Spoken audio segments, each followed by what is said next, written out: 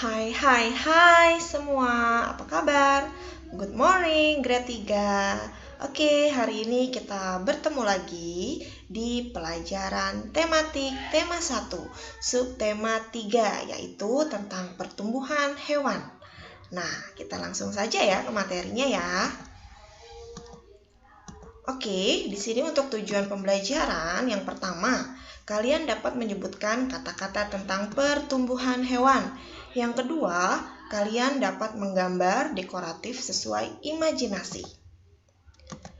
Di sini ada penjelasan tentang pertumbuhan hewan kucing. Nah, teman-teman, siapa ya yang di rumah punya peliharaan kucing? Oke, nah di sini Nina memelihara seekor kucing bernama Miko. Nina memeliharanya sejak masih kecil. Waktu itu tubuhnya masih sangat kecil. Rambut di tubuhnya juga masih sangat tipis. Nina memeliharanya dengan penuh kasih sayang. Nah teman-teman, ternyata kucing Nina itu mengalami pertumbuhan. Perhatikan ya, dimulai dari masih bayi. Ya, dia mengalami pertumbuhan. Dimulai dari bayi itu bulunya masih sangat tipis. Nah, di sini ada perubahan bentuk nih dari tinggi badannya dan ukuran tubuhnya. Nah, sehingga menjadi kucing dewasa, menjadi berubah tubuhnya menjadi besar dan bulunya menjadi banyak. Nah, ternyata Nina memeliharanya dengan penuh kasih sayang dan tidak lupa harus diberi makan dan diberi minum. Oke, apa itu pertumbuhan teman-teman? Ada yang tahu? Pertumbuhan adalah suatu proses bertambahnya jumlah sel pada tubuh yang disertai dengan pertambahan ukuran, berat, serta tinggi yang bersifat tidak dapat kembali pada keadaan semula. Jadi pertumbuhan itu suatu proses bertambahnya jumlah sel ya teman-teman pada tubuh yang berpengaruh pada ukuran, berat badan kita serta tinggi badan kita. Apa saja perubahan yang terjadi pada makhluk hidup ketika tumbuh? Oke, kita lihat penjelasannya yuk. Di sini ada proses pertumbuhan hewan bebek. Nah, tahu bebek ya teman-teman ya? Bebek itu berkembang biak dengan cara bertelur. Bebek yang dapat bertelur adalah bebek yang sudah dewasa. Telur akan menetas dan keluarlah anak bebek. Anak bebek kemudian diberi makan dan dipelihara. Anak bebek pun mengalami pertumbuhan. Ukuran tubuhnya bertambah besar. Bulunya juga bertambah banyak.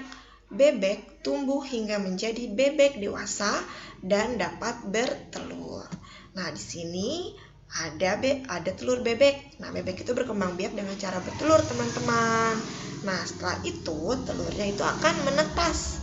Nah, keluarlah si anak bebek dengan mengalami pertumbuhan hingga dia menjadi bebek dewasa, tubuhnya menjadi besar, bulunya menjadi lebat, banyak, sehingga dia tumbuh menjadi bebek dewasa dan dapat menghasilkan telur kembali. Itulah yang dinamakan pertumbuhan makhluk hidup, teman-teman. Kita lanjut lagi ya. Setelah membaca teks tersebut, dapatkah kamu menemukan kata-kata tentang pertumbuhan hewan? Kata-kata apa saja ya teman-teman? Ayo ceritakan. Nah, tahukah kamu hewan apa lagi yang berkembang biak dengan cara bertelur nih teman-teman? Ada yang tahu? Ya, ayam. Ayam sama berkembang biak dengan bertelur, sama seperti bebek. Dimulai dari bertelur dan menetas dan keluarlah anak ayam. Dia tumbuh dan berkembang menjadi ayam dewasa, dan ayam dewasa ini akan bertelur kembali ya, sama seperti hewan burung juga berkembang biak dengan cara bertelur. Oke, kita lanjut ke materi dekoratif. Sebelumnya, pernahkah teman-teman melihat motif dekoratif seperti apa? Ya, oke, dengarkan penjelasan dulu ya. Karya dekoratif. Karya dekoratif adalah karya seni pada kertas atau pada benda tertentu yang berfungsi sebagai hiasan. Gambar dekoratif dibuat untuk memperindah sebuah permukaan. Unsur-unsur motif dekoratif terdiri, yang pertama ada garis, kedua bidang, ketiga warna. Nah, perhatikan. Garis adalah bentuk titik-titik hingga membentuk sebuah garis.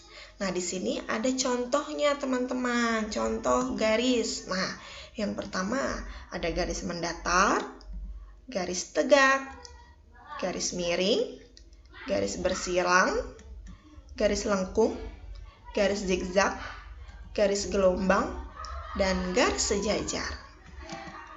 Yang kedua adalah bidang.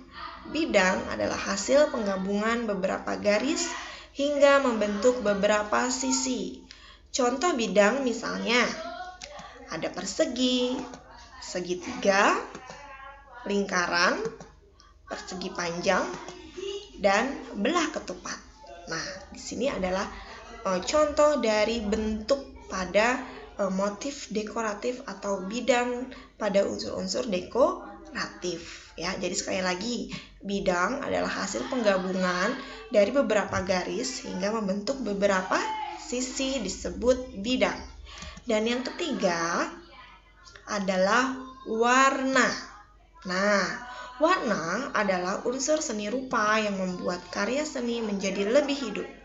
Warna primer merupakan warna dasar yang tidak tercampur oleh warna lain. Contohnya ada merah, kuning, dan biru. Dan di sini warna sekunder merupakan warna campuran dari warna primer.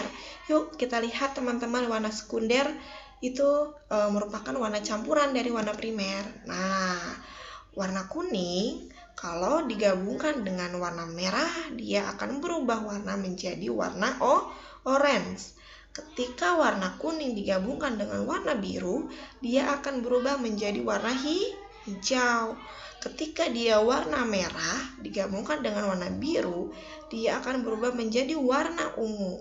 Nah, inilah yang disebut warna sekunder, merupakan warna campuran dari si primer ini. Nih, warna primer itu adalah merah, kuning, dan biru. Jadilah terciptanya warna-warna lainnya, teman-teman. Nah, di sini ada contoh gambar dekoratif bermotif ikan. Nah, teman-teman, di sini ada contoh ada garis lengkung, ada lingkaran ya teman-teman, dan ada tekstur bidangnya. Dan ada juga supaya lebih berwarna, yaitu ada warnanya ya. Semua yang ada di gambar dekoratif motif ikan merupakan contoh ada unsur-unsur motif dekoratif, yaitu ada garis, ada bidang, dan ada bentuk. Nah, sampai di sini teman-teman penjelasannya. Nah, sekarang teman-teman boleh membuat gambar hewan dengan mengikuti langkah-langkah sebagai berikut nih. Gambar pertama, kedua, ketiga, keempat, kelima, keenam, dan ketujuh sampai selesai dan diberi warna. Oke teman-teman, bisa?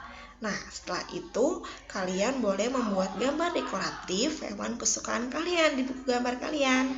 Dan jangan lupa berilah warna pada gambarmu supaya lebih indah.